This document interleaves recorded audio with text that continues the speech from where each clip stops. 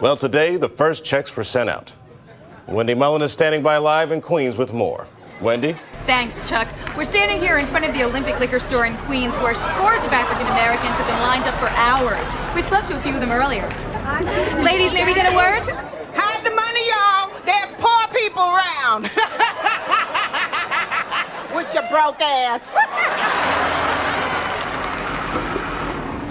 Sir, now that you've got your check, do you plan on quitting your job driving this truck? Truck driver? I ain't no truck driver. I'm a janitor. Janitor? That's right, baby. I just bought this truck straight cash. And I got enough cigarettes to last me and my family for the rest of our lives. I'm rich, biatch! And here we go. It's the comic book bullies. Man, you come right out of a comic book. It's the comic book bullies. You will bow down before me! It's the comic book bullies. Now I am the master. It's the comic book bullies. It's the comic book bullies. Welcome back to the Comic Book Bullies with Nerdist New Bully. I'm your host Leroy, aka Stimmy Hendrix, aka Stimmy Olsen, aka Superfly Stimmy Snooker, with my co-hosts.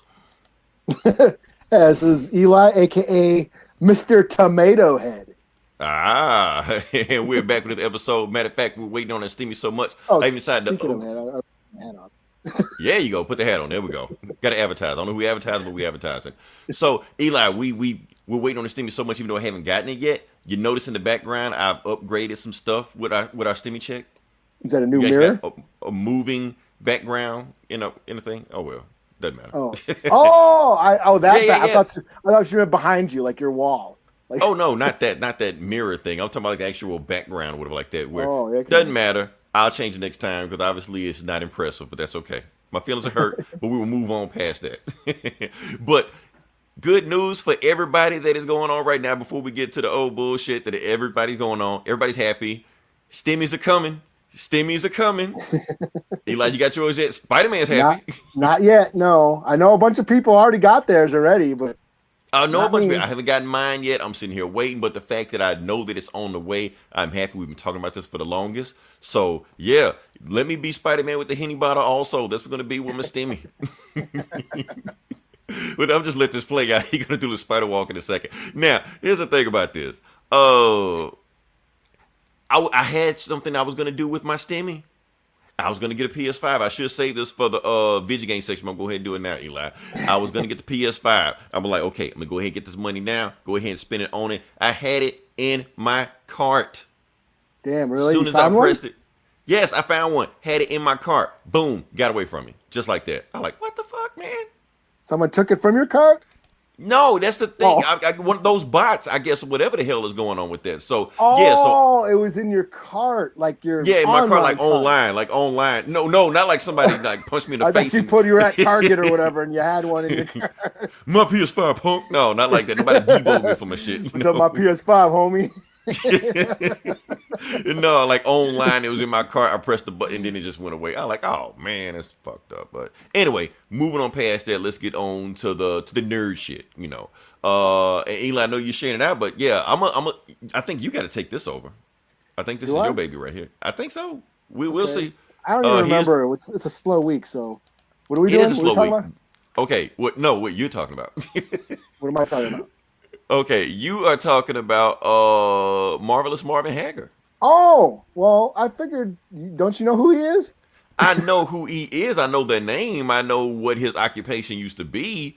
But other than that, that's really about it. I mean, like I said, he did his thing like in the early 80s, didn't he? Yeah, he was basically Mayweather's in the 80s. I know who he was, but I mean, unless you were Michael Jackson, I really didn't know who you or Prince. I didn't know who you were. Yeah, so he was middleweight champion for like a long ass time. Mm-hmm. He was like super popular in the 80s. Even if you weren't a boxing fan, you knew who he was. He was on commercials. He was big back then. He was just one of the greatest fighters. I mean, what did he lose like 3 and I don't think he never got knocked out. He had like an awesome record, and he was just a very brutal, powerful striker. Didn't he have like some kind of like almost death match with Tommy the Hitman Hearns or something? Or was that somebody else? Yes, that was where they just brawled it out. Yeah, he turned into it because Tommy was. Yeah, they huge. were like blocking with their face and shit, whatever. I didn't see it, but yeah. Yeah, they turned it into like it was basically a hockey fight where they just stood in front of each other and just threw bombs. Basically like Rocky Balboa, like the Rocky movies back then. Nobody. Yes, it was basically a Rocky fight where it's like, yeah, this shit never happens in real life, but that only in that fight. Bam, bam. Yeah, bam, like bam. he just stood in the pocket and just threw bolos and finally caught him and knocked Tommy Hearns out like on the ropes. Like, he was asleep on the ropes. And the fucking I've never seen the fight, but I remember it being like super super hype around it. Yeah. I mean, they just stood and just threw bombs at each other because they were both. That's the thing. They were both technical strikers. Used technique. Everyone thought Tommy Hearns was gonna because Tommy Hearns was a really tall and long and lanky guy. And those are the best fighters. The top, everything. Oh, a big guy with muscles. He's strong and tough. Yeah, but guys who are skinny last longer. They got the better cardio. That's why John Jones is so great because he's long and tall and skinny, and he's got that reach. Can stay on the outside, just put you away. And that's what everyone thought Tommy Hearns was going to do, was like sort of stay on the outside and bob and weave and, pick his shots. But no, they turned it into a brawl, a straight up street brawl where they just swung at each other, stood in front of each other, and just threw punches at their faces until Haggler finally cold-cocked him, had him asleep on the ropes, and I think it was the fall on the face is what woke him up. Was when he fell on his face. So they turned a professional boxing match into a World Star video, basically. Basically. Okay. It was considered one of the greatest fights of all time. And yeah, Haggler was he was very popular. I remember he was on a Pizza Hut commercial. I don't think it was for the Hearns fight. I think it was for another fight. But I remember a Pizza Hut commercial which shows Marvin Haggler like eating a piece of pizza. And he goes, I wonder what's his name is eating. Probably soup. Oh, wow. This was after the fight? It was after the fight. Oh, wow. Okay. Yeah. So, so rest in peace to Marvin Haggler, one of the greatest of all Henny time. better make for one hell of a mixture. It really does. Oh, man. So, yeah, rest in peace to Marvin Haggler, one of the greatest of all time. Did they ever make, like, a movie based on his thing? Because I remember they made, like, I think he fought a guy named Duran or something. He did, yeah. He was in the Duran movie. I didn't see that, though, but he had a fight. Yeah, I think that he won that with I think Duran was the only one who took him the distance, I think. Okay. Because most of Haggler's fights didn't go the distance, because he was just a mean motherfucker, So, yeah. So, well, let's move on past that. Let's brighten the mood up a little bit. I don't even know what's next on the list. What is next on the list? Oh yeah, let's talk about this bullshit. Okay, so I'm pretty sure you heard about this, Eli. Everybody heard about this. Avengers Endgame is no longer the highest grossing movie of all time. Avatar is again. Okay. Again, yeah. Because what happened was over the weekend, Avatar got re-released only in China. Because apparently after all this COVID bullshit is going on, COVID is apparently like non-existent over there anymore. They're just going back to daily lives while we're still over here struggling and shit. Can't go in the bars, can't do anything like that. Except for Mississippi. We're wide the fuck open because our government's like, fuck us, But either way. But I digress. Back on topic. Like I said, China has opened back up and they decided to re-release Avatar in China. And when they did that, boom, Avatar, because it didn't need that much to overtake Endgame. So it took over Endgame and that was it. So boom, they're back on top. So didn't take much. I'm pretty sure this was all orchestrated by James Cameron. Just as a fuck you to Marvel. I know he did. But you know who? Two people who don't care. Well, besides you, Eli. Disney doesn't care. And also, Saldana doesn't care. Why does she not care? Because she was in both movies. She was. That's right. Yeah, she was in both movies. No matter what happens, her name is going to be there regardless. So yeah, she basically latched on to like the hype train. She was the it girl when all these franchises were getting started. Like, you want to get it. She was like the female Samuel Jackson almost at the time. Like, you got a big franchise, stick her in it, you know. Yeah. But paint her in the color, paint her blue, paint her green, whatever, you know, and make her a movie. So yeah, I just want to put that out there. Well, China likes Avatar. There you go. I don't think they do. I think they just saw it, just like, fuck this movie. What else we got? Speaking of China, their #1 grossing movie, I think, over there is a movie called something Detective. You heard about that? Pet Detective? Dance Detective? Shit. It's a detective movie. Whatever it is, it's the most popular movie over there, regardless of that. Eli, we saw a thing. I don't even know what to call it. A fan film? There you go. It was called a fan film. We saw a fan film. Basically what it was called Batman Dying is Easy. It is completely free. It is completely unassociated with DC. They made sure they put the disclaimer up before they decided to put it out. And it is made by the guys from Bat and Sons. Even though I've been told before not to advertise other YouTube channels on this one, but Bat and Sons is awesome, man. Bat and Sons. If you haven't seen Bat and Sons, definitely go check them out. Watch all the stuff they have. They got some awesome ass like Wonder Woman versus Wolverine and Thor versus Superman fight. Real high quality stuff. And then they're the go-to fan film favorites. Right. I mean, it's hard to try to match their level because they're really that good. They like got I said, a budget. Yeah, they get somehow a budget. They had like big name actors in this fucking movie. In this one, Michael Madsen, Doug Jones, from was Hellboy. The Riddler. Yeah. Just to show you a little clip for people that don't know what I'm talking about. But yeah, like honestly, this is the best bat suit in live action history. I don't care who you put up against. This is like to me, Eli, this is the best Batman of all time.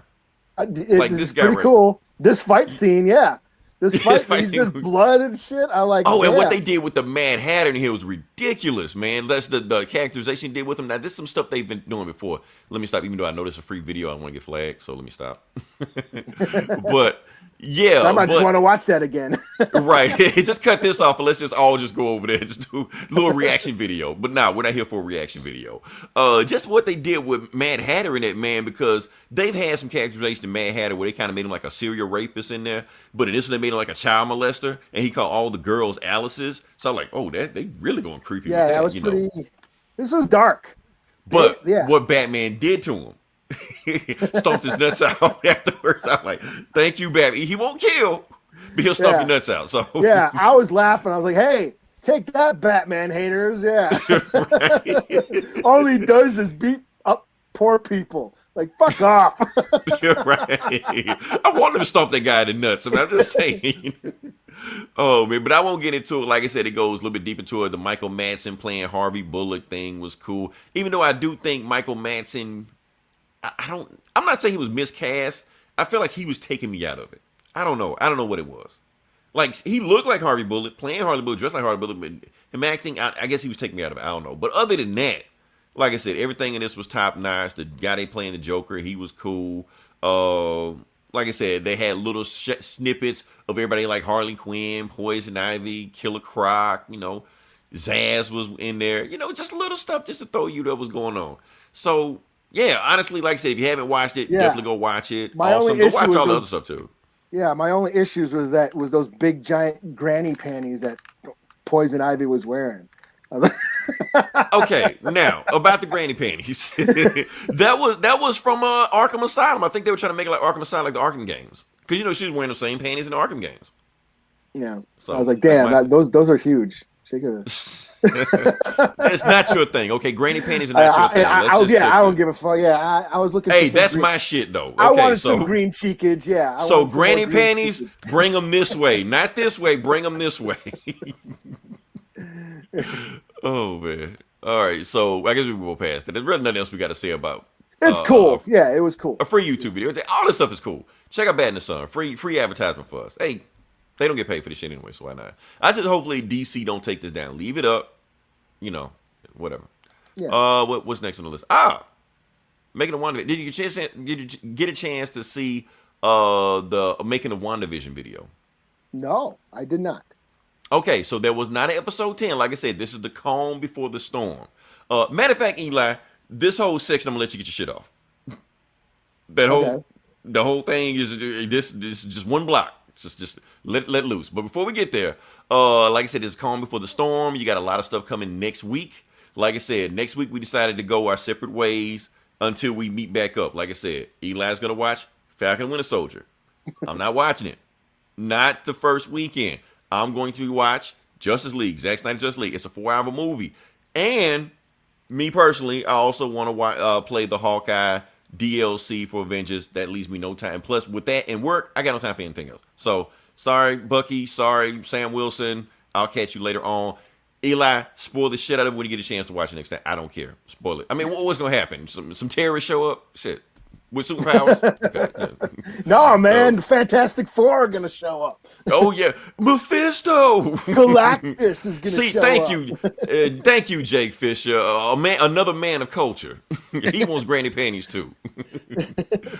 The best super fights of all time comes out next week. Hey, look. This will be the movie that will make Kevin Feige rethink the MCU when Zack Snyder Justice League come out. Like, what are we doing this Damn, why am I shooting these in color this whole time? Right. I need to rethink everything I just did. What the hell are we going on? You know. Yeah. There's not enough digital smoke in my movies. More fucking smoke. Who? You know. But here's the some more thing about seizure causing strobe lights in Marvel. That's what Zack Snyder gives. That's what we need to do. We need to imitate Zack Snyder now. We're gonna see more Zack Snyder shit in the MCU going forward. You know. Here's the thing. My favorite thing about this making of WandaVision, the shit that I wish they would have left in the movie. This uncut scene they had with Agatha Harkness. And this is an outtake they didn't finish. Now, she got Sparky in the hand, right? And when she walked out loose, she did. She throws Sparky in the grass. I'm like, why the hell they didn't leave that in there, man? I wanted them to keep that in there. That would have been so awesome. But I know people are already pissed at her when she killed Sparky to begin with. So throwing the dead dog in the grass, you know. And here's the thing. Everybody thinking that Sparky wasn't real. What if he was? What if he was just a dog just walking around and I just did it bullshit to him? So, I don't know. Something to think about. Yeah, something to think about. So it's okay to kill kids as parents, though, but don't throw a dead dog. Don't throw a dead dog. Oh, that's it. You're canceled, man. Oh man. But also not only that, but the making of WandaVision came out, but a whole bunch of other WandaVision stuff that came out. Like all the show writers came out, did interviews, you know, doing the press junket circuit. They left all kind of like deleted scenes that they talked about they were trying to shoot but didn't get a chance to shoot. What's her name? Elizabeth Olsen. Wanda. I think she was confused about the whole what's this fast guy's name? Her brother named Pietro. She was confused about the shit. She thought that they were merging. She thought that the X-Men would come to the MCU, so she didn't know anything different than the other ones. And even the stuff that you were saying also, Eli, about how Mephisto this and Mephisto that, Mephisto, where's Mephisto? And the show writer came out. I didn't know who Mephisto was when I was making the show, and then fanboys lost their shit. You know. Now, before you say anything, Eli, I got to give a trigger warning. Fanboys, trigger warning, because I'm about to show you a picture of Kathleen Kennedy. You know, I don't want you to lose your shit. I would have had one. Next time I show a picture of Kathleen she wasn't Kennedy. The showrunner on WandaVision. She wasn't the showrunner on WandaVision. People are going to blame her for WandaVision anyway. Fire Kathleen Kennedy, funny. You know, but just a point that I know that you were trying to make a point that Kathleen Kennedy and the showrunner of WandaVision kind of had, you know, similar backlash. Basically, like the fans expected this, and they gave them that. Yeah. You know, and you were saying, well, why does WandaVision skate by this, where Kathleen Kennedy get this? Like, I don't think WandaVision skated by.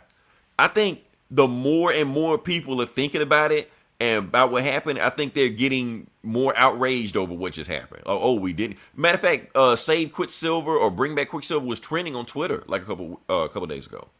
So people want a Quicksilver back. They don't care which one. They want a Quicksilver back. Funny thing about X-Men. They want X-Men. They want, and then the showrunner was like, "Who's the X-Men? I don't even know who the fuck X-Men." She didn't go that far.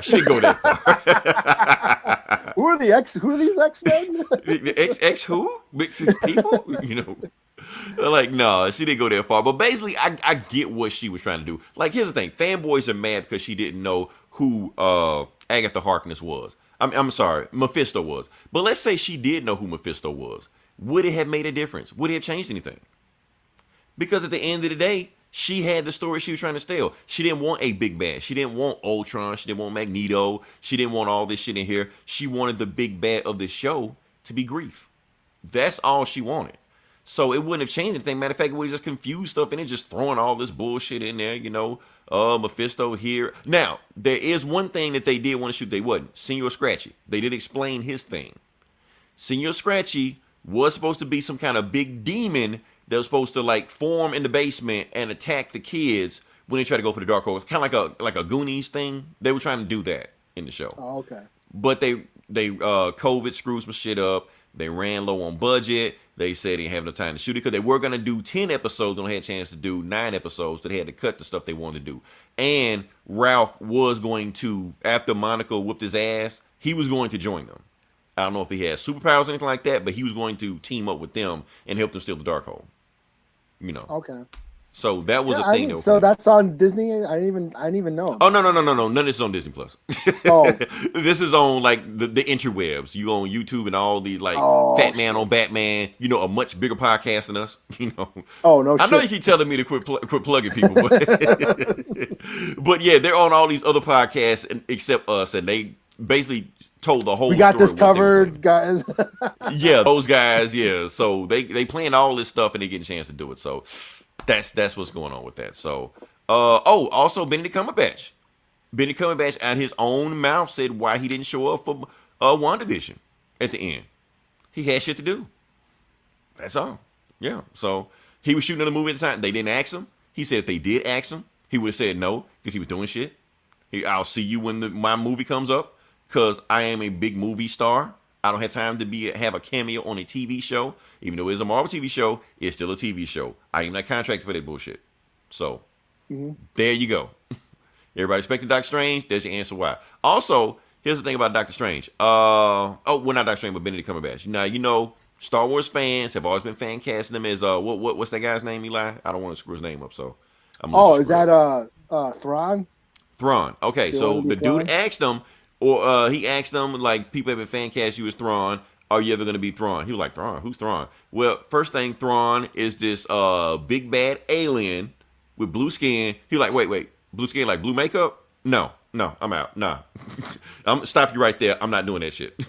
So, if you're expecting Benedict Cumberbatch to be Admiral Thrawn, General Thrawn, what's his name? Grand Admiral Thrawn. That guy, yeah. He ain't doing it. He's not wearing blue makeup. You can't get him to put on blue makeup. He is not Paul Bettany. He does not need the money that bad. So, Eli, you never get a chance to get shit off, man. What shit? I'm waiting for you to be done. What I'm done. I'm out. What am I talking about now? What am I going? Oh, because I kind of stepped on your toes, but you want to talk about like Kathleen Kennedy and the different. I was just gonna say that. Yeah, that. Disney announced her fate at Lucasfilms, and that she's not going anywhere. They're not firing her. She's not stepping down. Filoni ain't taking over. She's there for a while. They said they look forward to working with her for years to come. So Kathleen Kennedy ain't going anywhere. So all these whiny crybaby fanboys bitching about firing her and how she ruined Star Wars and ruined their childhood and all that bullshit. Kiss her ass. Kiss her fucking ass. She ain't going anywhere. Yeah. And why the fuck should she? She understands the business. She knows how movies are made. She produced some of the best movies of all fucking time. She understands the business. What she doesn't understand is how fucking nerds are a bunch of whiny bitches. It's the only thing she didn't understand. You know what? And that's what I'm going to say. What you just said is the same thing that I think what the showrunner of WandaVision didn't understand. Like, she didn't get. Like, she knows how to make shows. She knows how to tell a story, stuff like that. But she didn't get fandom.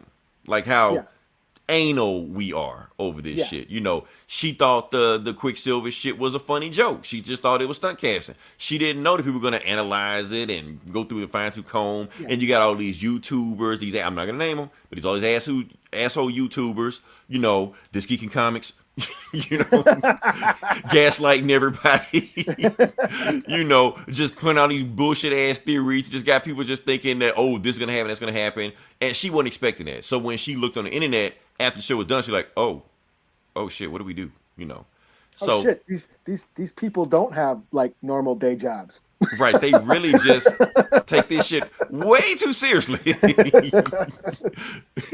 And so that's a thing. So, but at the same time, you know what, Eli, I like that. She doesn't revolve around this world, so she doesn't get trapped into like the same tropes and cliches that maybe some other, you know, filmmakers or creatives make, because she's coming from a different perspective.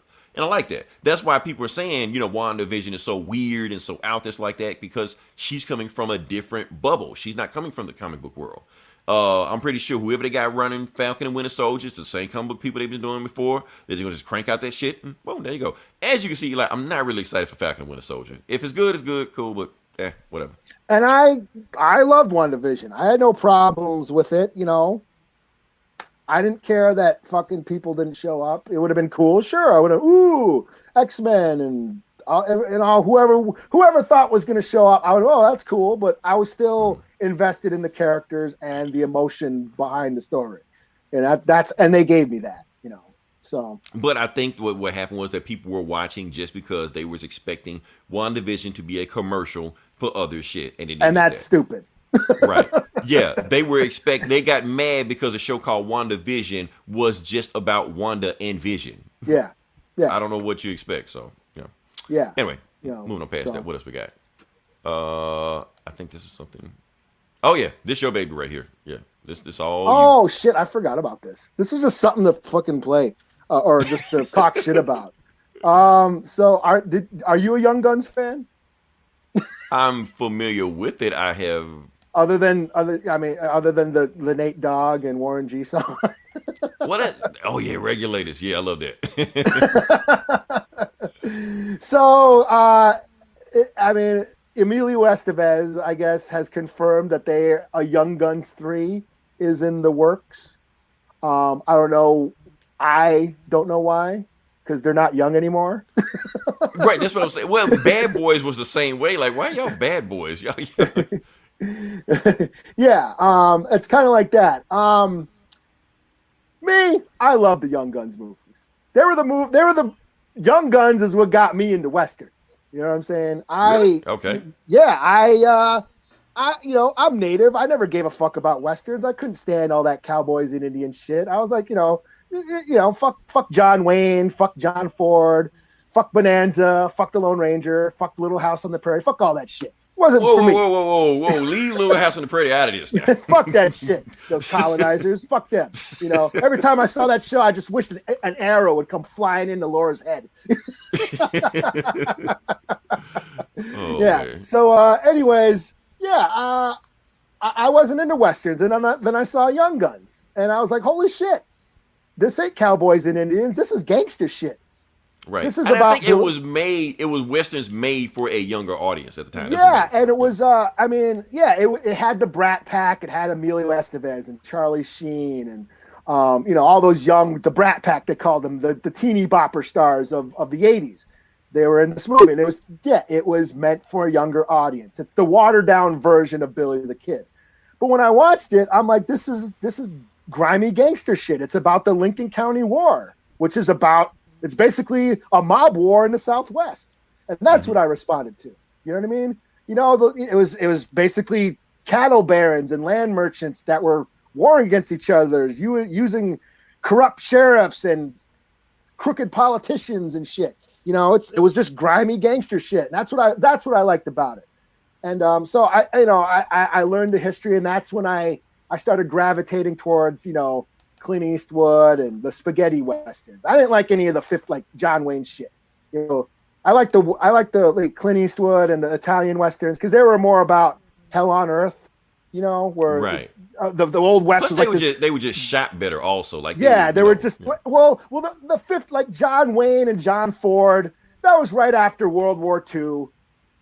You know, it's all about white supremacy. America just won World War II. They were feeling good about themselves. So let's have all these movies where America whips ass and kicks all the darkies off their land because America rules and we're number one. That's what those Westerns about. It's basically white supremacy, you know. But then you got the Italians making their Westerns. It's like, no, America is just fucked up, corrupt, violent, apocalyptic wasteland. And that's what I like. That's what I like. Why are we not reviewing that for Geek Criterion? You like Good, the Bad, the Ugly, or some shit. You know? Yeah, that's what I like. Good, the Bad, and the Ugly. That's right. You know, fucking Outlaw Josie Wales and High Plains Drifter and all that shit. Those are the Westerns. That's what the Mandalorian is. Yeah, that's all it is. Yeah, yeah, just grimy gangster shit in the Old West. That's what I like. That's what I got into. And that's what the Young Guns movie were. Yeah, it was like the Hollywood Cliff Notes version of what happened. But again, being a native, Chavez. Yes, he was played by Lou Diamond Phillips, who ain't really native. He's okay. What is Lou Diamond Phillips? He's Filipino. He's basically Asian and white, you know. But he's, you know, I guess he kind of gets a pass from us. But Chavez gets a pass, you know, because he kicks some ass. He was a native who kicked ass. And yes, he had knives. He did have a gun a couple times. He did shoot a gun a couple times, but still, he was a native. Honestly, I thought like he thought guns made it too easy. So, you know, he got to give him a challenge. He did use a gun. There's some scenes where he shot guns, but yes, he was the Indian guy who threw knives and shit, which was my pet peeve, you know, but still he whooped ass, you know, and as natives, we don't get a lot of kick-ass Indians on screen. And that's what Young Guns had, you know. And yeah, you could be all woke, and some of the natives in the movie were probably not played by natives, and you can see the wigs on them and shit, and they had dirt on their faces. I don't know why they didn't wash their faces, and there's no teepees in New Mexico. So yeah, there's all that shit, but it still gets a pass. Right. It was the 80s, you know. Yeah, it was just it's cool to see, you know, somebody who looks like you whooping some ass on screen for a while, playing a hero. And he did. He saved everybody in the end and all that shit. They did kill him off in the second movie, which kind of irked me. No, well, everybody died in the second movie, though. Yeah. Everybody dies. So it's like, what the hell including are they gonna do? Billy the Kid, which I like. Yes. How are they making this? Why are they making a third one when everybody died? Right. There is that rumor. There is the legend that Billy the Kid did fake his own death. Yeah, that came from Unsolved Mystery. I saw that Robert Stack episode. Yeah, that might be the angle, and they do address it in the second movie. Yeah, it was right at time. Yeah, you know, they do address it, and they said maybe they're going to go through that angle, but they killed all the other characters that I cared about. Like Chavez died, and like the real Chavez. I mean, that's the thing. These were based on real people, you know? And the real life Chavez, he died he lived to like 1930. And he died as an old man. He got out of prison and died an old man peacefully, you know. So, right. So, but he was like an outlaw his whole life. He was robbing and, you know, hustling his whole life and shit. And then got busted and went to prison for like 10 years and shit. And then got out and chilled out as an old man. So yeah, I mean, I was a fan of these movies. I don't know what they're gonna do for the third one. I don't know. But here's the thing, Eli. I think it's a good idea to make this movie. Okay. Because regardless of whether the movie sucks, which we know it will, the point is it's going to bring awareness to, there was some awesome ass Young Guns. Who talks about Young Guns anymore? Like, nobody. But you got that song, Regulate. That's what nobody relates it to Young Guns. We just think about, you know, Nate Dogg and Warren G, you know. Yeah. Even though they took samples from the song, we don't know where the sample came from. We just know it came from a movie, you know. Yeah. So at least bringing Young Guns 3 back, people are going to revisit, let me go watch these old movies, you know. And even though, these movies are way better than this movie, you know. Or just retcon it or something. I mean, there's so many movies about Billy the Kid and the Lincoln County War and Chisholm and all that shit. You know, the Murphy Men and, you know, all that shit. You know, there's been so many movies. So they could, like, didn't Vincent D'Onofrio just make one? I haven't seen it yet, but he just made one. Like, you know. And that's what they're going to do. Yeah, they're gonna make this movie. It's gonna be on Netflix or Amazon or HBO Max or some bullshit. It's not coming to the theaters, and that's what they're trying to do. They want to just get cheap shit with name recognition value and just put it out there. Because this coming to America, it has started. It's changed things. Yeah. That's the trend we're going to now. But I think I'm wondering, like, Emilio Estevez played Billy the Kid, and Emilio Estevez ain't 21 anymore. Right. He doesn't look anywhere like 21. And Billy the Kid died when he was 21. Right. So, supposedly. So yeah, we could have old man Billy the Kid or old right. According Billy to the Robert old Stack, man. Yeah. Right. According to Robert Stack, he didn't die, in Unsolved Mystery episode. So yeah. So if they explore that angle, then they can bring them all back. Who knows? I don't know. Just do some fucking CGI. CGI. Yeah, make them young again and shit. Right. That's how you be Young Guns, Oh man, let's see what do we got next. Oh, are we here already? We are here already. Oh. Let me move that up so I won't throw off the show. Okay, video game section. This is some big news that I actually should have talked about months ago, but I'm talking about it right now. Apparently, Bethesda has been purchased by Microsoft, and it is a complete transaction, so it is done. It took a while for them to get going, but it's there now. And what they've done, they put a whole bunch of their games on Xbox Game Pass. Here's the thing, Eli. I don't even have an Xbox, and I have Xbox Game Pass. That's how awesome that shit is. It's like you gotta have it. Oh, what did I just do? I fucked up. Okay. Yeah, what game is that? Oh, that is a pony. Get rid of that. A pony? I'm jumping the gun. Don't search my browser history. Anyway. But what I was talking about is, anyway, with Xbox Game Pass, now I'm trying to show you that the games that they all have, but I can't fucking pull this shit up. But they got a whole bunch of games on Xbox Game Pass right now that they are releasing, and they won't be on PlayStation. They're just going to be on Xbox Game Pass, and I'm actually, pretty excited for that. Actually, what is this right here? I think this is it. I wish here we go. Okay, so what are the games we got? We got Dishonored, Dishonored 2, Doom, Doom 2, Doom 3, Doom 60. Is it Doom 64?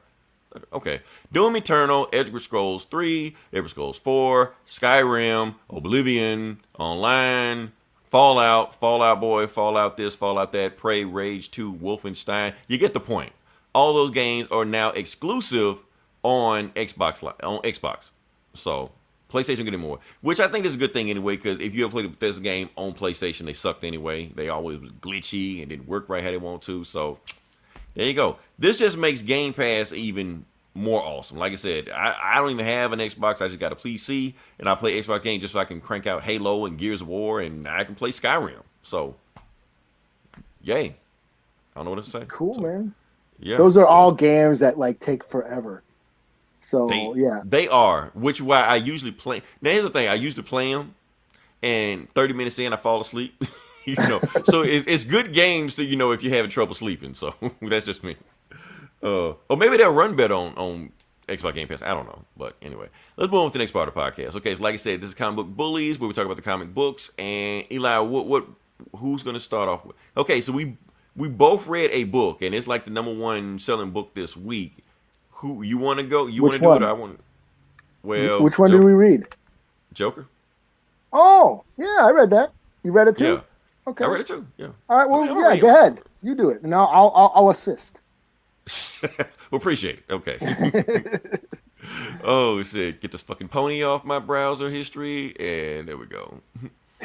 That was in your browser. I thought that was like the new Wonder Woman or something. I will explain the pony in a second, just not right now. Oh shit! So okay, hold on. Let me go to it. Okay, so let me just go ahead and start off now.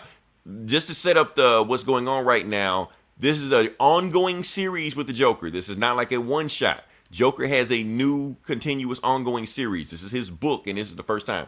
Now, the first time he's done it, this is, I think, the last time Joker had an ongoing series like back in the 70s. But this is the first time they've done it after he's been, chopped his face off and shot people and beat people with crowbars, stuff like that. Now they're making him a comic book character that has his own comic book in. So I guess they're gonna hero him up. They're gonna hero him up, even though he's done all this fucked up shit. And the last thing he did Harley Quinn shot his eye out. So I'm trying to see if I can post that up. So he's actually on the cover of his new book, missing an eye. You know, not the worst thing Joker has been through, but you know, they got to change the status quo every now and then. So let's see what we got here. So yeah, so if you can see it right here, Joker has his eye shot out, and if you see Bane behind him, I'll explain that in a second. Now, for those that don't know what's going on, this is actually all playing into what was that shit? DC Future State we were just talking about. We were talking about DC Future State.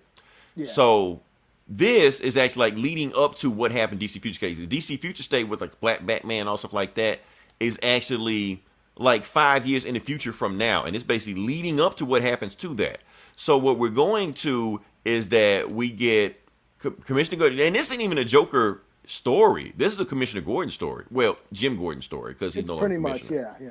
Yeah. So based on it starts off, we actually show a prologue of him that he's in Chicago, and it's actually right out of Batman Year One, where he was transferred from Chicago to Gotham City, and the reason because he ratted on some of his cops in Gotham City, and they want his in Chicago, and they want his ass out, and they figured that Gotham City should be the worst place to send him. So they did. So they, on his last night in town, nobody came to see him except this one guy named Danny Ryan. Danny Ryan is this old Chicago cop that was there. He's the only guy that came to see Gordon, and he basically tried to tell him like, yeah, Gordon, you're young, you don't know what's going on right now. You thinking that what you did was right, but there's a difference between the law and what's actually evil. See, you're young, you haven't seen the devil yet. I've seen the devil. I walked up on this dude and I saw him eating the face off a 17-year-old girl, and then asked me, do you want a piece? You know, and then he ran off. He was a serial killer. Yeah. He was a serial killer. Yeah. So the guy ran off, never caught him. And he said that has haunted his life, you know, ever since then. Every time he goes to sleep, he sees that guy's face in there. And he's telling Gordon, eventually one day you meet the devil also. Now, I know you play everything by the law, you play everything by the book, and you do everything right. But if you ever see the devil, and I know you will, you aim for the head. Evil. Fuck all that law shit. Yo, the real evil. Like real evil, you aim for the head, not go by the book, follow law. No, you aim for the head. He okay, you know, he thinks he's just still, you know, just talking shit to him. He didn't really understood what he's saying because he's young. But like I said, fast forward to present day, Gordon knows the devil. You know, he knows the Joker. The Joker has pretty much just wrecked his life, killed his wife, crippled his daughter, you know, assisting his son getting killed. And while all this shit is going on, now we got some backstory about what's going on before we get out of that. Eli, we finally know where A-Day is. Yeah, we do. So, yeah, we didn't know where A-Day was in Future State because they kept saying exactly what happened. Yeah, we knew something happened. We just didn't know exactly what and how. Right. In Future State, they kept referring to it like A-Day is the day that pretty much everything went to shit. So now we know what A-Day is. A-Day is the day that Arkham Asylum burned to the ground. And not only Arkham Asylum burned to the ground, Bane was in there, got Jokerized, and now he's a martyr. I'm trying to see if I can get to him. Skip all this bullshit. If I can get to him. Yeah, because the murals and shit. Yeah, they got a mural to it. And Little Santa Prisca, basically all the immigrants that have migrated from South America to Gotham, they look at, you know, Bane like a hero. Like they don't fuck Batman, they want Bane. You know, so they got all these, you know, vigils to him and murals, you know, like the hero Gotham, because he was killed before Arkham got burned down. So they miss Bane. And Gordon no longer, last time we seen Gordon, he had brown hair. Basically, he was saying that he dyed his hair. Now he just let it grow. He dyes his hair. Yeah. Now he don't care anymore. He don't like what the city's doing. And everybody thinks, and it may even happen, everybody thinks that the Joker was the one that burned down Arkham Asylum. Well, because there was like a lower form of the Joker toxin that was released throughout the asylum and killed a bunch of people, but they didn't. All they did was smile, but they didn't laugh to death or whatever. So it was like that's why nobody heard him, because they didn't say anything. They didn't make a noise. And then one cop actually tried to stop it by setting the place on fire and shit. Right. And that's what started the fire. That's why everybody burned up. Yeah. Right. So and that officer got fucked up also, like a hand, arm, all that shit gone too. So now what's this guy's name? Mayor Nakano? Yeah. What is he? Is he the mayor? He's the mayor now. Yeah, he was ex-commissioner, I believe, and then he ran for mayor. Okay, so he's the mayor now. He calls in Gordon. He said, "I'm running a task force. I want to try to catch the Joker once and for all, and I want you to lead up the task force." And he's telling him all the stuff that he got all the evidence on Joker.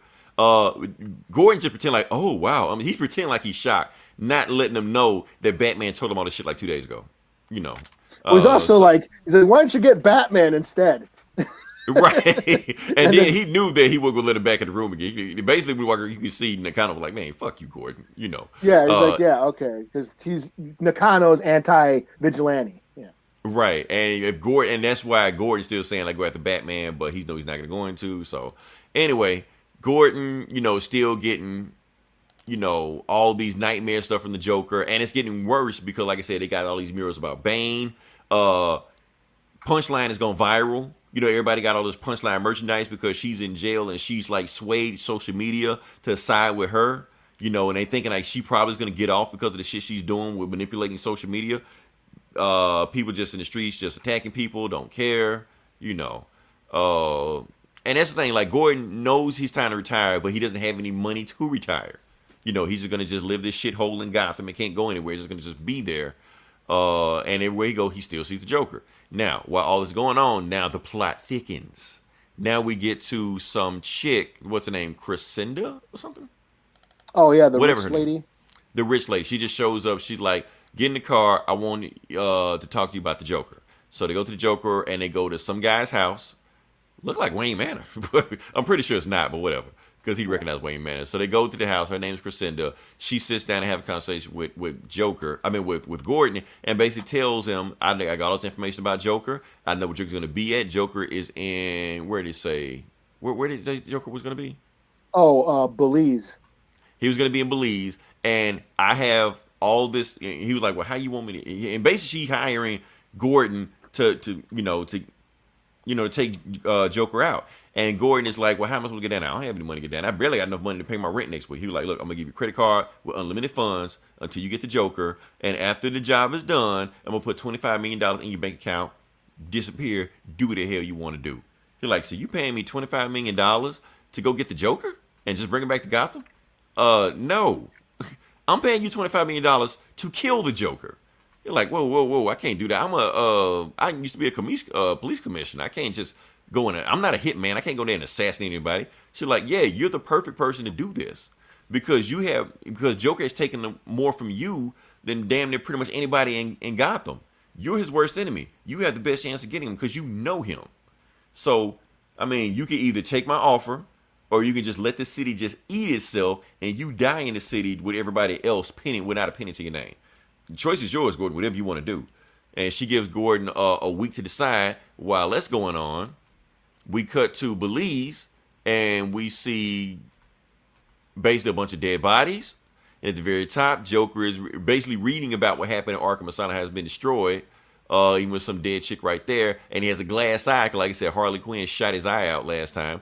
And he's just laughing. That's it. And some other shit happens. I don't really care about the punchline shit. The punchline story, yeah, who gives a shit? Yeah, I don't care about that. But anyway, back to what we're talking about. So yeah, that's what's going on with the story. Eli, I think it's a good start, although I don't think Gordon should be the main bad guy of the story, because what can Gordon do with Joker? Even if he did find Joker and caught Joker, what can he do?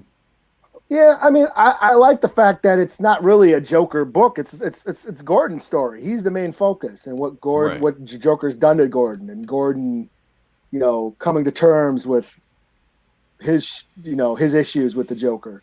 And I like that. I thought it was a cool.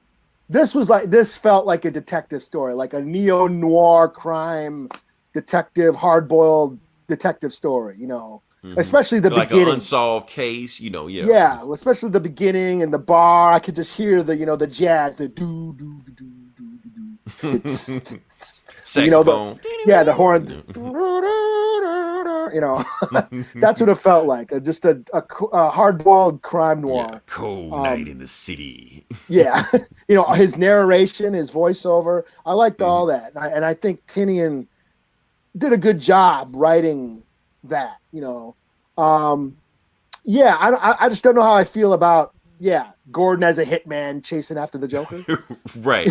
I don't know how it's gonna play out. But here's the thing: what interests me about this is that we're learning about the future state that we read, because the future state just threw us in there. We didn't know what was going on, but now we're starting to get some backstory about what's going on, and I feel like they're trying to lead us into future state, because future state was 5 years ago. I think DC is putting a 5-year plan to get us from there to there. You know, Yeah, who knows? Maybe Joker will actually kill Gordon. That'll be something, yeah. Who knows? because we don't see Gordon in future state, so that'll sell some books. So yeah, why not? So Yeah. yeah. Yeah. All right. Shoot. You got next. Well, my next book was The Second Son, or no, the second or was it The Next Batman, Second Son? Is that what it's called? Yeah. That's what it's called. Yeah. Yeah. Let's Number go with 3. This one just has what happened in this one? that. Well, I know what that score is going to be. Yeah. That's the thing about these are so short. And I read, and it's hard to remember until I, read the next one. I'm like, oh yeah, that like happened. $1. Yeah. Yeah, and they're only $1, so they're breezy, short reads. It's right after A-Day happens. They refer to Arkham getting bombed and shit. Batwing finds one of Joker's henchmen and is like, you're his tech guy. What the hell? What is he planning? And the guy's like, I don't know, but whatever he's planning, you're not going to stop it. And then we get just a bunch of the family drama between, Jace and Luke and Lucius, and then the mom, and they're all arguing. We still don't know what Jace did to piss off his family, but they're still he ran over somebody or something. But yeah, we still don't know. But that kind of they're all addressing that in this argument, like, you fucked up and you put this family through all this shit and blah blah blah blah. And he's like, you have no idea what I've been doing and blah blah blah. So, and then the sister, she has some sort of, I don't know if she's diabetic or what, but she collapses and call the ambulance, and that's to be continued.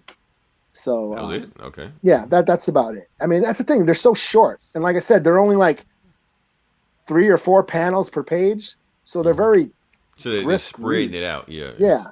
So that's what 3 out of 5. It's $1, so you know what I mean. I'm still interested to see. Yeah, I'm still interested in seeing how it plays out, but yeah, they're very. It's like a comic strip, like the newspaper. Like the old Spider-Man. Like Dick Tracy, yeah. Yeah, the old Spider-Man strips. That's what it's kind of like, So yeah, there's that. And what else? That's the only other Batman shit. Yeah. I think that's it. Okay. We're going to continue with DC, but I want to switch it up some, do some Marvel. We're going to do Nonstop Spider-Man. Did you get a chance to read this? No, I didn't. Is this the one where he gets his new suit? No, it's not. Oh, okay. Or maybe it's later on. I don't know. I heard he got a new suit. That's all I heard. Not in this one. There may be some shit coming down in the summertime, something like that. But yeah, just want to talk about what's going on right now with. Okay, so basically, this book is supposed to be like Spider-Man, like the premise of what was that Jason Statham movie? Speed, Crash, Crank. Crank. It's supposed to be like Crank. So it's supposed to be like Crank, where it's just like nonstop. Move the whole time on it. And I don't know how well this book pulls it off, but basically the book starts off, the very first panel is Peter just crashing out of a building, and while he's falling, even though it's an entire panel, he's narrating to himself each floor he's going down. He I'm gonna show you. He's falling, he's on the 15th floor, webs himself up, he puts his mask on, he shoots out the lights, he webs up debris so they don't hit people, and when they do hit people, they smack people in the face and stuff like that. But yeah, like this panel right here. So it's the slowest fall in history. Right, slowest fall here. But he's falling, but he's recognizing everything, and basically he's landing on the bad guys. The bad guy, he land on their car, boom. But these bad guys are like cyber ninjas and some shit, and they come out and they got weapons, and baseball bat, and they fight, and they fight, and they fight, and that's pretty much the book. Yeah. So it's like hardcore Henry, hardcore Spidey. It's pretty much that. I don't know how well it works, Eli. I don't know how well it works. Anyway, fuck this book. What I did like, it was some cool. There's a way, yeah. If he wasn't talking through every fucking panel, if it's supposed to be fast-paced action, don't read the, it shouldn't take you 10 minutes to read a page. No, but here's the thing. I don't like the layout. I don't like the layout of the panels. I hate to get, all comic tech nerd and shit like that, but I think everything's too close together. They're so close together because they're trying to make it so frenetic and frantic. You don't know what the hell is going on. You're like, did he throw him? Did he hug him? What the hell is happening? So that's the thing I don't like. And I thought maybe it's just me. Maybe I'm too old for this shit. But then the comic book I read after this, which had very concise action, I could follow every single plot, it made sense. Even though that shit was sort of kind of cool, so like that. And then they actually break up the action. They have flashbacks of some bullshit about what's going on. I don't care what's going on. You promised me nonstop Spider-Man. I want nonstop Spider-Man. I don't want him at a funeral crying and shit like that, talking, setting up the story. Fuck all that, man. Give me. You just stopped Spider-Man. Right.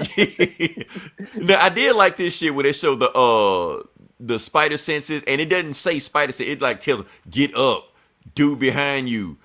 Move. Like that's the spider sense there. That's I thought that was pretty cool. Yeah, that's pretty cool. That's a new thing. Look out, and then they do it again. They don't do it once, they do it again. I don't give a fuck about this shit. I don't even care why he's fighting cyber ninjas. Just fight him. We'll figure this shit out later on. You promised me nonstop. You'd stop twice. Fuck this book, man. But here's the thing. This backup story was actually pretty cool. It's a backup story about this dude named, what's his name? I can't read that. Anyway, this dude is in Paris and he's taking over. He's the new head of Hydra. And while he does that, Baron Zemo comes in. And Baron Zemo's like, no, you're not the new head of Hydra. I'm the new head of Hydra. I've come in. Nazi, please. I didn't catch that the first time. I don't even know where that's going from. So he talks to this guy. He was like, no, I don't give a fuck what he's talking about. So the guy pulls a gun on him. And Baron Zemo just throws a knife at him, cuts his trigger finger off. Just like cool. that. Yeah. And then everybody gets up. Baron Zemo throws more knives, stabs people with swords, shoot people. Like people just standing there. Does some ninja shit. Yeah, just ninja shit with his sock puppet hat on. And then the guy, he's like, anyway, he tries to talk his way out of it. It just chops his head off. Like, damn, okay. So then there's 3 guys left. And they pledge allegiance to, Baron Zemo, Hell Hydra. He was like, the fuck? Do you guys even know what Hydra stands for? He like, and then one guy named World Domination. The other guy named White Supremacy. And the other guy named, are we supposed to resurrect some inhuman that's supposed to kill the Kree? And he's just like, oh, you dumbasses. No, none of those are for Hydra. Hydra stands for one thing. You're like, well, what's that? Yeah, and shoots all of them. It was like, Hydra stands for only the strong survive and the weak dies. And y'all too damn weak to join Hydra, So let me hit to New York at the end. So fuck nonstop Spider-Man, but Baron Zemo showing up just being all Nazi ninja shit like that. That was pretty cool, So nonstop overall, Baron Zemo, yeah, nonstop Baron Zemo. Like fuck Spider-Man, give me more Baron Zemo. Like that should have been a whole fucking book. I would have bought that. I'm buying more villain books than anything else. I'm starting to know that, Eli. My taste is changing. Nazi, please. Willie, I didn't catch that the first time until I just read it right then. Willie's in the house. What up, Willie? What up, big Willie? Oh, man, that's all I got. Oh, what you got next? I'll do Immortal Hulk, number 44. Let me share this screen. I want to get this up here. Cool. Share screen. Share screen. Chrome tab. Is that up? And... Wait, this one, right? Can you see that? I see it. Here All right, cool. So this is just to showcase the awesome art in this fucking book and the grotesqueness that that this book has, really taking Hulk back to its horror roots, horror monster movie roots. So basically, we got the UFOs have shown up and are beating the shit out of Joe Fix-It Hulk. So little recap. Hulk is dead. Well, a bunch of the Hulks are dead and they're in hell. And the leader has taken over hell and have been absorbing all of the other personalities. Joe Fix-It and what's his name? The regular Hulk, the Kitty Hulk or whatever they call him. Savage Hulk. Savage Hulk, yeah. Who's like the kid. They were in New York, kind of hiding out. But then the UFO showed up last issue, and this is pretty sad. I thought it was a little. This was kind of sad. They all just beat the shit out of Joe Fixit, who Wait, who's why? because he's a Hulk. They're Hulk hunters. Oh, the UFOs beat the shit out of Joe. Okay, Yeah, they all take turns beating the shit out of him. And the Hulk is trying. Savage Hulk is trying to like fight, but he's in Joe Fixit's body, so he's not as powerful. So that's where that's the thing, is like you realize that the Hulk is a little kid. You know what I'm saying? Mm-hmm. And they're beating a kid. That's where I'm like, when that idea got me, I was like, damn, this is kind of fucked up. And it kind of reminded me like all the times that the Hulk, all the years, the Hulk is just a big giant kid. You know what I'm saying?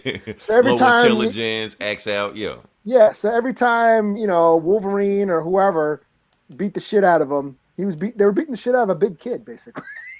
But at the same time, a big kid also beating the shit out of him, also. So yeah, but this really made it like okay, now the kid is actually he can't defend himself, and they all beat the shit out of him. Meanwhile, back in New Mexico. Shaman and Puck and the rest of the Alpha Flight, or what are they called, Gamma Flight, they were trying to find the Shadow Base or whatever, the old Gamma Base, and Sasquatch is there, but then some weird leader monster comes out, and they're all kind of like, what the hell, and they're saying that there's like Rick Jones is in them. There's part of Doc Samson's in them, and they're like, what the hell? This thing's weird. And then we cut back to New York, and the UFOs are still just like taking turns, beating the shit out of the Hulk. And then the Hulk dies. Joe Fixit dies. Oh, wow. And goes to Green Hell. Let me stop sharing that screen. Where you at? And so Joe Fixit goes to hell, because that's what happens when the Hulk goes there. They go to Green Hell, and Joe Fixit sees the leader and how powerful the leader is. I couldn't find this on the but here's the leader. Let me blow you up. Okay. Yeah. Ugh, what the hell? He like Mars Attacks. Yeah. So the leader is basically taking over hell, and that's and then to rule in hell. That's where we got. That's where it ends. So. Another dope ass issue. The art's cool, like really grotesque art for a Hulk book, So 4 out of 5. This is still dope. Cool. I do want to answer this question by Chief Queef 88. Okay. Will Immortal Hulk ever become a movie? As of this time, no. Here's the thing, because Marvel actually does not own the distribution rights to Hulk. They never did. So that's why you haven't gotten a Hulk movie since 2008. Besides that, it sucked. So, yeah, and this is the thing about this run, and it's a great run. This might be one of the best runs of all time. I don't care, but there's a lot going on. They could find a way. I mean, what they'll do is they'll cherry pick the shit they like, and you do it from there. Yeah. Let's see, Immortal Hulk rules. It's the book that I'm pretty sure this book is winning awards left and right, or whatever award show there is. So yeah. I remember I was like, I remember reading something a while back, and somebody saying something on the lines of, they can't wait till like 10 or 20 years from now, where scholars are going to be like picking apart Immortal Hulk, and for all I can see it. I can see it, right? Because it's so layered with all these ideas and themes and psychology, and so yeah, great issue. They knock it out of the park again. Cool. Okay, so next book I'm going to do, I should do this one, but I'm going to do that one. I just did Marvel right. Let me do the Marvel again. Okay, we're going to go with Taskmaster number 4. I've been on Taskmaster. You have been. I've been riding this wave, so I'm going to just stick with it. I got to do this one. Got to do this one for the culture, because this one on the cover is Taskmaster versus Okoye. So he infiltrates Wakanda. Let's get to it. Let's see exactly. Yeah, that's the whole point of the book. So, and like I said, it's a quick in and out book, but I just wanted to get to it. Let's blow that bad boy up. Okay, so what's going on in this book? Taskmaster, like I said, is going to Wakanda. He's trying to talk himself out of it. He like Nick Fury. Talk me out of this. Tell me not to go to Wakanda, because this is a stupid ass plan. And Nick is like, man, this is your plan. Go do it. Like, okay, fuck it. So he decides to, do a halo jump outside of a plane, land in Wakanda. Like he said his whole plan is his plan. He decided to come up. So he goes to Wakanda, takes out some of the dogs of war, the Hatat Zarati or whatever you call them. Takes out a few of those guys. Basically, he's trying to get caught on purpose. So he gets caught, and he's just talking shit. And then Okoye shows up, and she's just like, lay down, dog. Why are you here in Wakanda? He was like, because I'm trying to tell you that your dogs of war, they suck. They ain't shit. I came here to train them. You pay me, I train your dogs of war, and maybe one of these guys may be the Black Panther one day. It's just like, oh, you talking cash money shit. No, take it. But what he's trying to do, he's trying to look at Okoye and look at her body movement so he can mimic her body movements to go back and solve that puzzle that him and Nick Fury are trying to do. But since he can't see her because they keep knocking him down, she just locks him up, So yeah, that's what happened. Taskmaster gets locked up. And he keeps talking shit about the dogs of war, saying they suck and none of them can beat them. So they don't have his mask. He's just doing push-ups. He's been there for about maybe a week, 2 weeks, something like that. They give him back his helmet, and the head dog of war is like, get your ass up, let's go. So he knows what they're doing. They're about to go, fight it out. And basically like, oh, you insult us, you saying we suck? Okay, let's go at it. Now he know they all wearing vibranium suits. So he can't do a direct attack on them because if you punch them, it's not gonna do anything. But there's other ways to hurt these people. Bam, he breaks his arm. So he takes out one of the dog of war. The other dogs of war rush at him. He takes those guys out, break one of their ankles. So when Okoye sees he's taking out the and basically he's like, you want me to kill this guy? I don't know how Wakanda does it when you got suck ass, employees that can't get the job done because my other employees tell me to kill him. But you want me to kill him? And she's like, okay, y'all get the fuck out the way. I'll handle this guy. So, and that's the whole thing that Taskmaster wanted anyway. He wanted Okoye to come down there so he could fight him. So he can, study her fighting style. So she gets down there, and when I treated her like one with a man. Oh yeah, because she's bringing a spear to him. She was like, I don't have no respect for you, Taskmaster.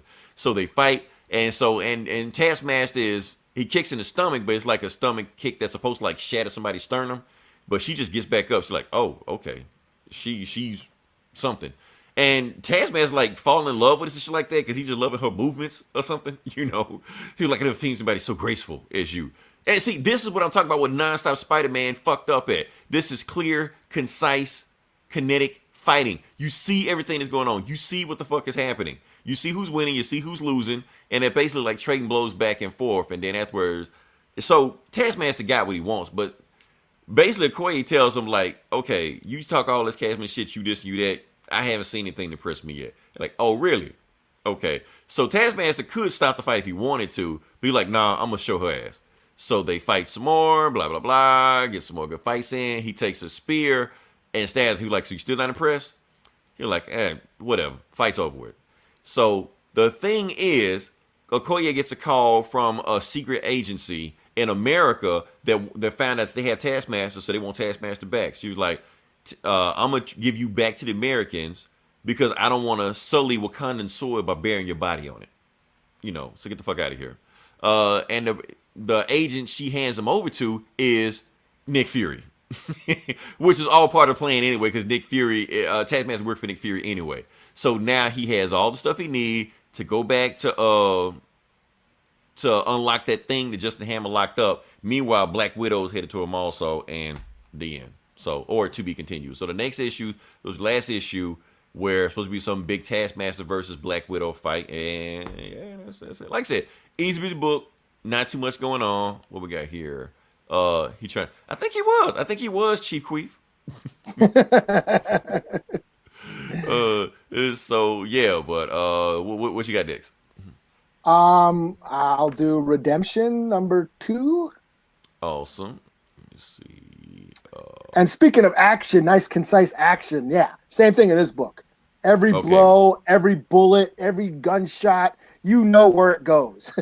you know. So this should nonstop redemption number 2. Okay. Yeah. So this is from Upshot. Krista Faust, who did that Bad Mother, which I thought was great. Mm-hmm. And then Mike Diodato Jr. on the art. So the art is dope. And it's basically a futuristic Western where looks like this badass woman who looks like Linda Hamilton is some gunslinging bounty hunter badass in this future. Okay. Yeah, in this future Western apocalyptic wasteland. There's a town called Redemption that's run by this asshole preacher. And he basically executed. No, they're trying to execute, or what the fuck? No, what they're trying to execute a doctor who performed an abortion on a underage rape victim. Whoa. Okay. Yeah. So they go there. Yeah. Not for kids. And they're like, he's a preacher, total, evangelical, West Coast Baptist Church. What are they called? Westboro, whatever.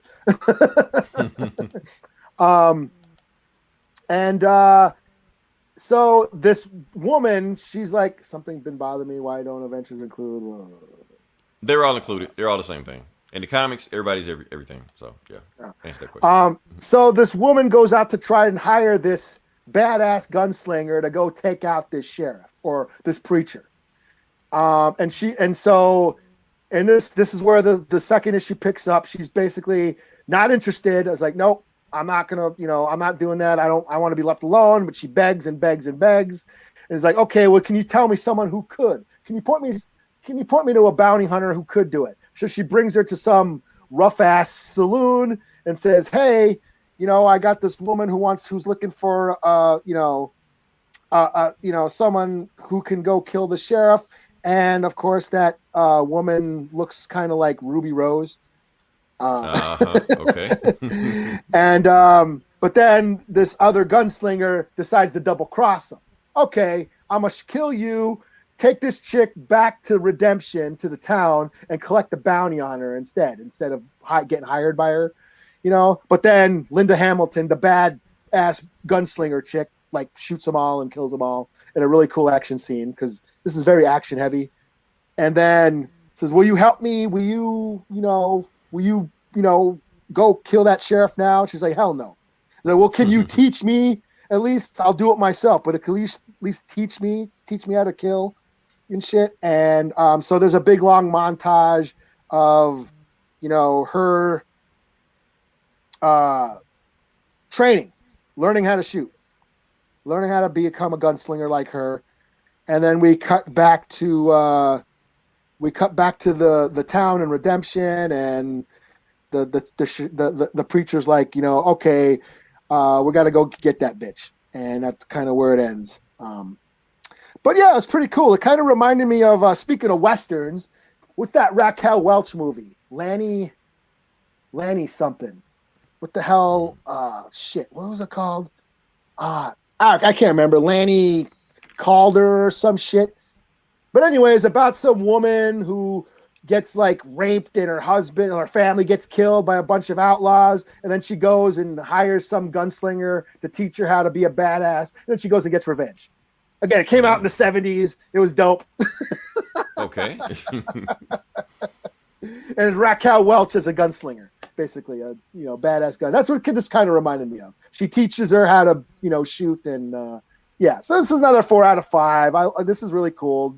Diodato's killing it on the art, and it's just a cool story about this badass gunslinger chick in a futuristic Western wasteland. So yeah, can't go wrong with that. So yeah. All right. So my last book I'm gonna do, and I say this one on purpose because I should have did this one earlier, but I say this one on purpose because I really like this one. And this is where the pony came from. Okay. So this is Wonder Woman number 770 or something like that. You're like, oh, they're doing a Wonder Woman book. Yes, we do Wonder Woman sometime. Well, I do Wonder Woman sometimes. If I can find it, because I can't see. There we go. Okay, so basically now, like last time we left off with Wonder Woman, like I said, this whole future state, DC Infinite or whatever like that, she became one of the gods. But the gods asked her to join them as one of the collective of the gods like that. She's like, nah, screw y'all, I'm gonna go do some Wonder Woman shit. And then shortly after that, all the gods died because they got killed by the dark side. So what happened to Wonder Woman? She just left and flew off. And when she wakes up, She is in Asgard. Why? Oh, no shit. Yeah, she's just in Asgard. And she meets this dude named Siegfried. Now, Siegfried basically looks like some Middle Eastern boy band singer or whatever like that. So, yeah. And Eli, how familiar with Siegfried, like in Norse mythology? I don't know. Okay, he's a thing. That's all I know. But anyway, what goes on right there, he's telling him, Siegfried is telling Wonder Woman, you're in Asgard. We kill and fight these guys every day.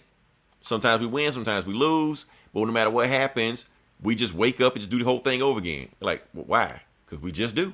Now, Wonder Woman has amnesia. She doesn't know where she came from, doesn't remember she's Wonder Woman, doesn't remember she used to be a god, Amazon, Superman, Justice League, none of that shit. Remember that. So she's just fighting with the rest of these guys, just going to war with them.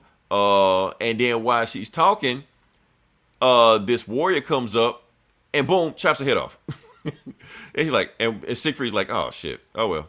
So while she's doing all that, Wonder Woman gets this call from this guy who we don't know, just saying, you can't be here, you need to do such and such. And she wakes up in Valhalla.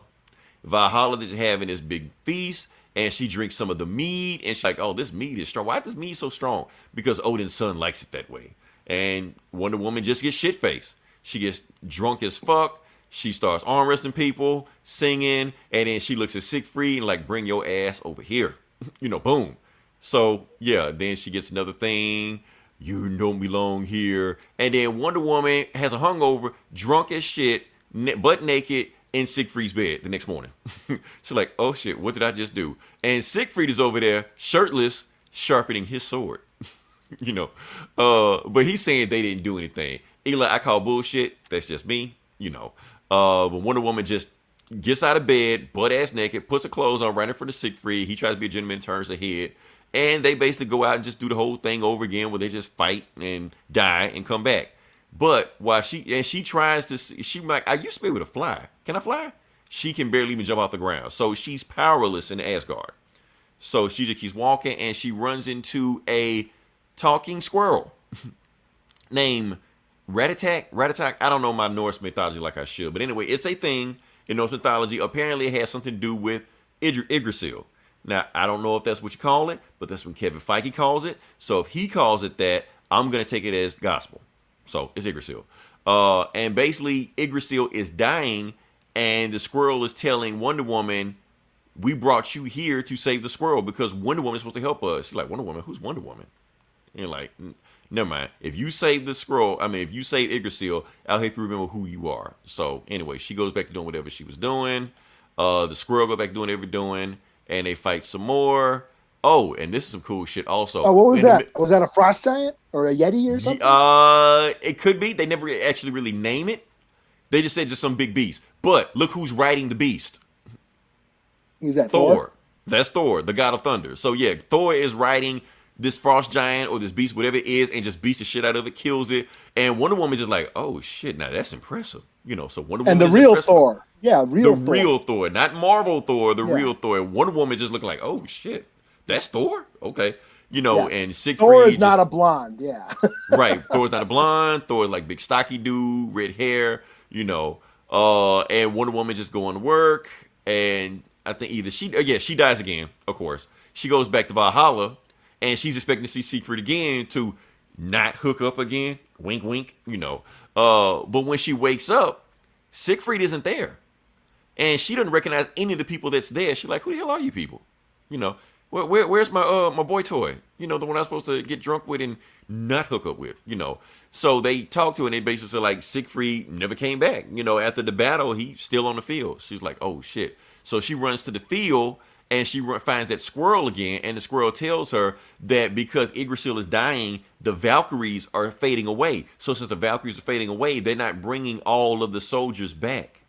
She's like, oh shit. So she turns around and sees Siegfried, but Siegfried, since he wasn't brought back by the Valkyries, he's actually fading away from her. And the squirrel is basically telling her, Wonder Woman, save Yggdrasil, I'll bring back your boyfriend. Or her side piece because she's still married to Steve Trevor. But whatever. That's another thing. Different zip codes. That didn't count. It's not cheating. To be continued. Cool. Yeah. That was pretty cool. And then ponies. And then ponies. Yeah. I don't give a fuck about that. It was whatever. But anyway, that was a pretty cool story, man. You know, Wonder Woman going to Asgard. Now, is it me or does she look exactly like Lady Sif in Marvel? That's just me. Oh, just I the way guess. she dressed Yeah, all the shit. Yeah. But whatever. It's like Marvel said, like fans been begging Marvel for a Lady Sif comic. They were like, they wouldn't give it to him, so they gave him a Lady Thor comic. Like, we want Lady Sif. Give us something weird. And then DC just like, Hey, that's fuck not woke, dude. right. But DC is just like, fuck it, fine, I'll do it myself. You know, we'll give you a Lady Sif comic, you know, since Marvel won't give you one. So, yeah, overall, pretty interesting to start with it. I like I said, I didn't keep up Wonder Woman before then. I just jumped in because of the new creative team, and we just off to the races. So, yeah, Wonder Woman and Asgard, I'm there. So, Yeah, that's pretty cool. Yeah, what else you got? I guess the last one I'll do is this Maniac of New York, number 2. Cool. All right. So this is from what, Aftershock? Yeah, Aftershock, another indie book. It's about a slasher killer, kind of like a Jason Voorhees, named Henry. They call him Maniac Henry. On New Year's Eve in 2016, he murdered like hundreds of people in Times Square, and he's unstoppable. He's like Jason Voorhees. You can't kill him. Or Michael Myers. He can't die. But he's like this slasher who goes around killing people in New York. And after a while, the city and the mayor, they're just like, well, fuck it. They kind of like sweep it under the rug and just kind of deal with it. You know, they don't, you know, they just like kind of go along with it. And there's a Henry sighting, beware. You know what I mean? They just kind of deal with it. And all these years later, this woman who's what up? Linus? That's who it was.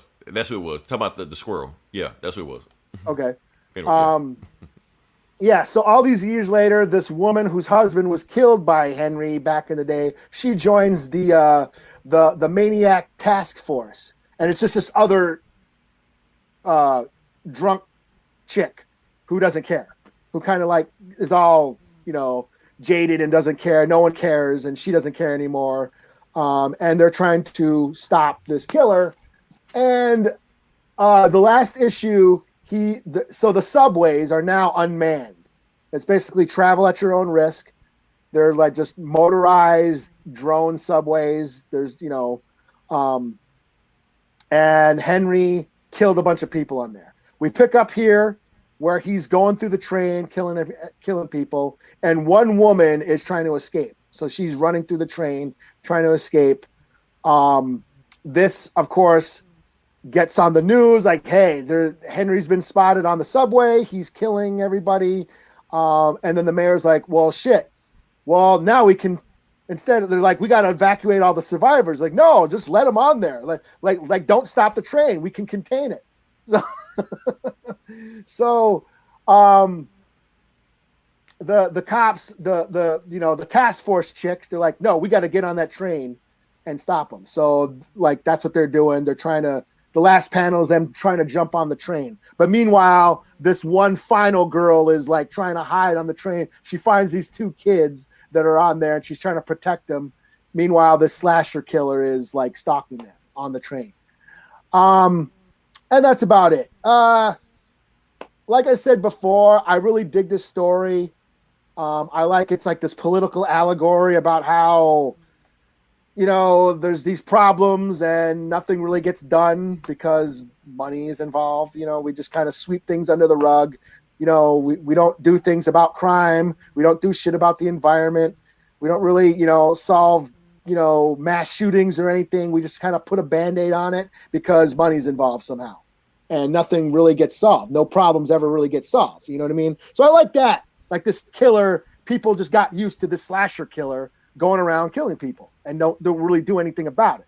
You know, I like that sort of, you know, idea, but there's hardly any blood in this, you know. Well, I mean, I guess it's supposed to be like a psychological, you know.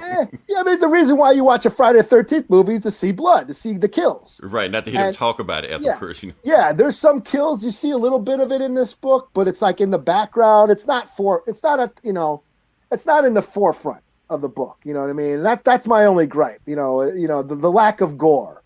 And as a slasher horror fan, that's what I want to see, you know? So, but like I said, the concept is cool. I like the concept. So I don't know. I'm giving that the benefit of the doubt. Having a cool plot without the lack of blood. Okay. Well, at least it Four, worked. I'll still give it a 4 out of 5. You know, I'll maybe give it one more. If it's still this PG rated horror shit, then I don't know if I'm gonna stay with it. And then I'm booked out. Okay.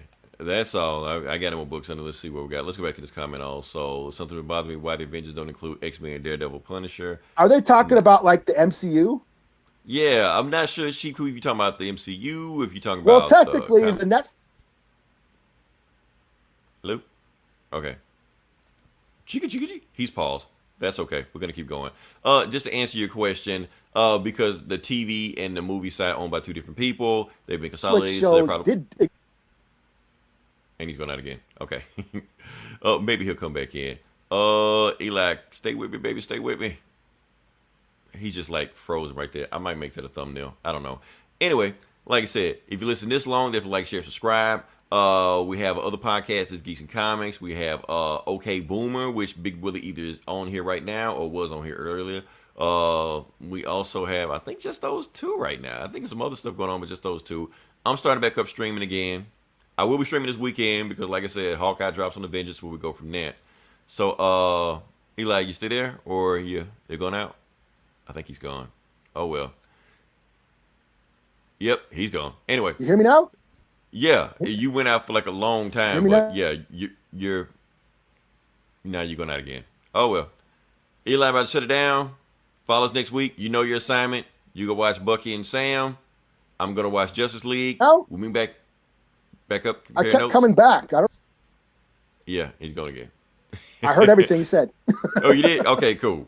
Glad I ain't saying anything fucked up. Yeah. Anyway, until then, this is Leroy. This is Eli. And we'll talk to you guys next week. Same bullet time, same bullet channel. Regulators. We regulate any stealing of his property. We're damn good, too. But you can't be any geek off the street. Gotta be handy with the steel, if you know what I mean. Earn your keep. Regulators! Mount up! It was a clear black night, a clear white moon. Warren G was on the streets, trying to consume some skirts for the eve, so I could get some phones. Rolling in my ride, chilling all alone. Just hit the east side of the LBC, on a mission trying to find Mr. Warren G. Seen a car full of girls, ain't no need to tweak. All of you skirts know what's up with 213. So I hooked select on 21 and Lewis. Some brothers shooting dice, so I said, let's do this. I jumped out the ride and said, what's up? Some brothers pulled some gas, so I said, I'm stuck. Since these girls peeping me, I'm gonna glide and swerve. These hookers looking so hard, they straight hit the curve. Want to bigger, better things than some horny tricks. I see my homie and some suckers all in his mix. I'm getting jacked, I'm breaking myself. I can't believe they taking Warren's wealth. They took my rings, they took my Rolex. I looked at the brother, said, damn, what's next? They got my homie hemmed up and they all around. Can't none of them see him if they going straight down for pound. They wanna come up real quick before they start to clown. I best pull out my strap and lay them busters down. They got guns to my head, I think I'm going down. I can't believe it's happening in my own town. If I had wings, I would fly, let me contemplate. I glance in the cut and I see my homie Nate. 16 in the clip and 1 in the hole. Nate Dogg is about to make some bodies turn cold. Now they dropping and yelling, it's a tad bit late. Nate Dogg and Warren G had to regulate.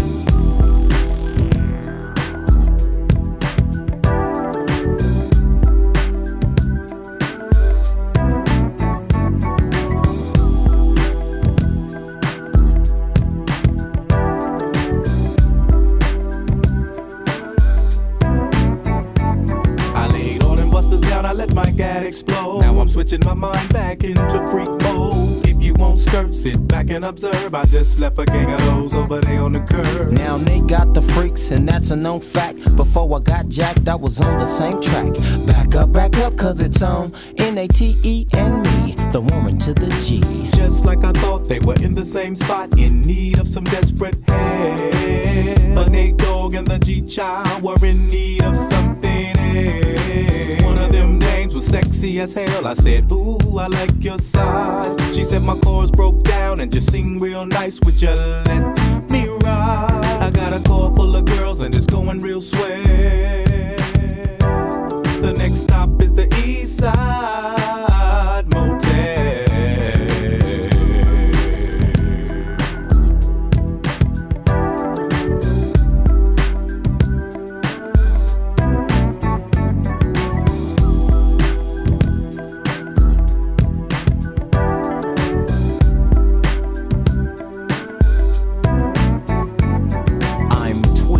To a whole new era. G-Funk, step to this, I dare ya.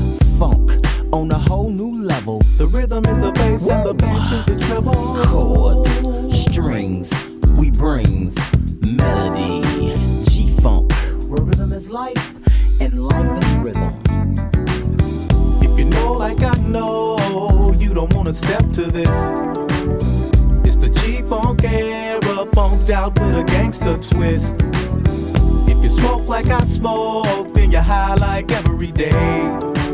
And if your ass is a buster, 213 will regulate.